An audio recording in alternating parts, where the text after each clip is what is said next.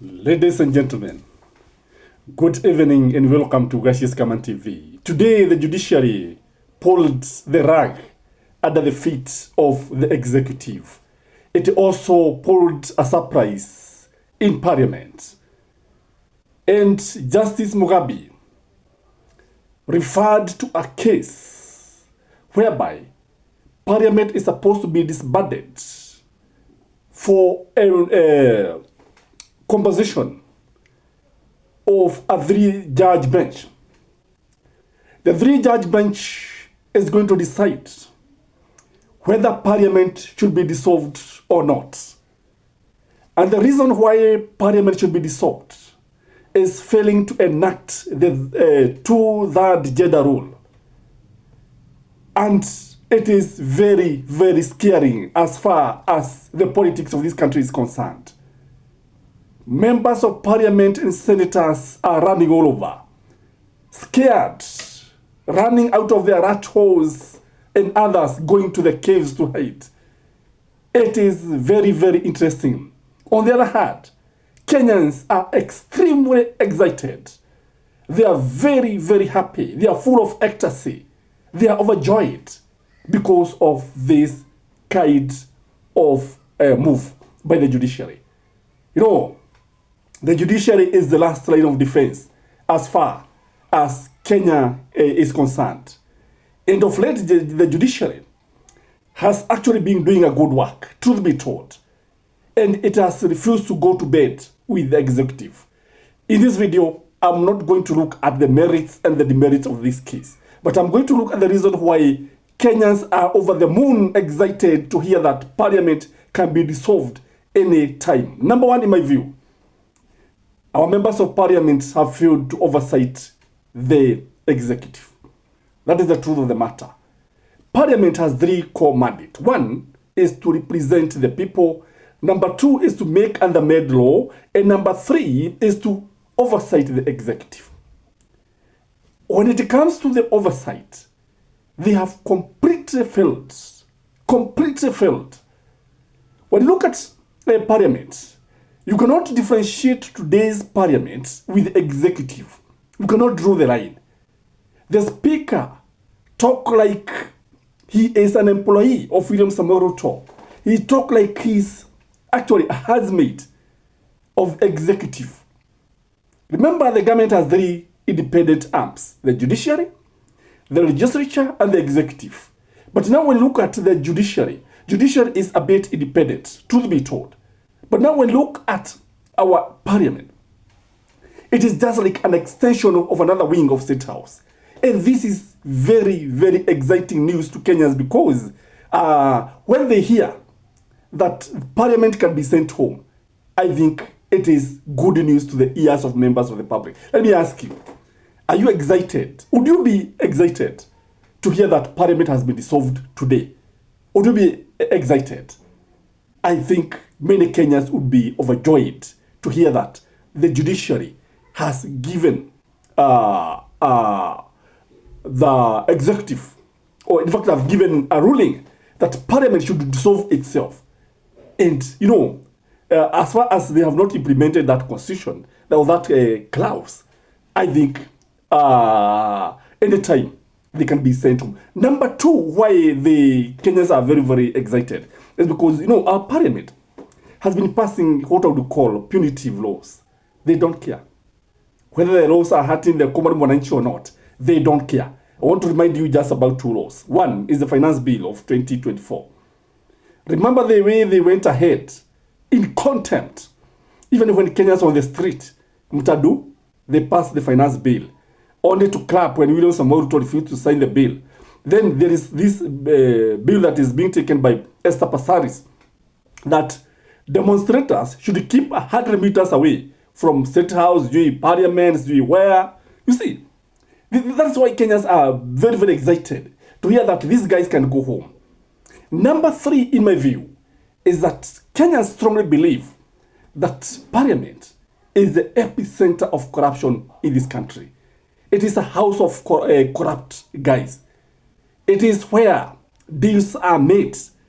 Is where companies are called and they are told to defend some issues, and They have to give kickbacks. It's why the executive want to pass any law, and because they want the law to be passed, they have to oil the hands of the parliamentarians. Remember the way they impeached Rigathi Gachagua? Remember, you were told by none other than Okiya Mtata and many other people that people were being given money. 2 million, 100,000, what? Money was being given in toilets. Then you expect corruption to end in this country? You expect Kenyans not to be excited when they hear that parliament can be, or will be, or is likely to be dissolved? Number 3, in my view, is that this is a parliament that has been actually passing a budgeted budget, budgeted corruption. The truth of the matter, Dede Nyoro was telling us the other day that this government is actually even taking loans that are illegal. Loans that nobody knows apart from the executive. Parliament is supposed to ask hard questions. Parliament is supposed to call Treasury and ask hard questions. It's supposed to call the governor of Central Bank and ask these questions. It's supposed to call the Auditor General and the Control of Budget and ask hard questions. Have they been doing this? Zero. They haven't. They've been budgeting corruption. Again, the way these guys have been allocating themselves huge salaries, huge allowances, claims per DM, per what not. They don't care. They don't care. And that is why Kenyans are very, very happy to hear that parliament is likely to be dissolved. The other reason is because when you look at these guys, the way they vote, they vote according to what William Samoei Ruto wants. That is number 1. Number 2, they vote according to their own interests. They don't represent the people. Remember, I've told you that parliament has 3 mandates, core mandate. So when it comes to representation, they don't represent the people. They represent their stomachs. They represent William Samoei Ruto. They represent themselves. So why do you expect Kenyans not to be excited? The other reason is because, we have seen Gen Zs being killed, extrajudicial killing. We have seen the youth disappearing. We have seen Kenyans being abducted. We have seen, the latest is to see policemen, actually like commandos, raiding Kenyans in court. And parliament is just here, just watching, smiling, like everything is normal. To them, abduction is normal. To them, extrajudicial killing is normal. We saw them in the parliament blaming Rigathi Gachagua for all the wars that is happening in this country. When the Gen Zs are killed, they blame Rigathi Gachagua. When businesses are raided, they blame Rigathi Gachagua. When William Samoei Ruto is unable to implement his policy, when William Samoei Ruto is unable to implement his manifesto, they blame Rigathi Gachagua. When these guys, anything is about Rigathi Gachagua, even when the Gachagua is not in the country, they are still blaming him. They are still blaming Rigathi Gachagua. Again, Kenyans are very, very happy because they foresee that situation where they are going to have what I would call sweet revenge. Sweet revenge.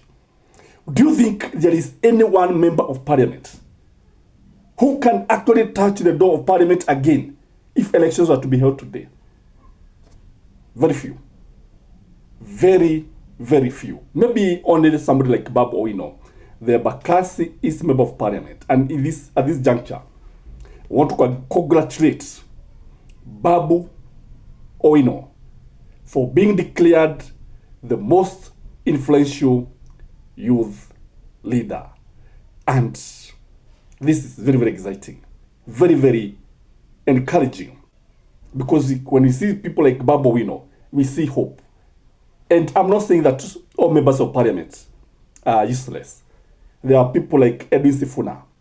They are good for more Argos. Only that they are beholden by Raila Amolo Odinga. There are people like Babu Owino. They are good. Gavana Mushoba doing a good work. But about 95% of members of parliament and senators are useless. According to me, they have not lived to their billings. They have failed the nation. They have betrayed their people.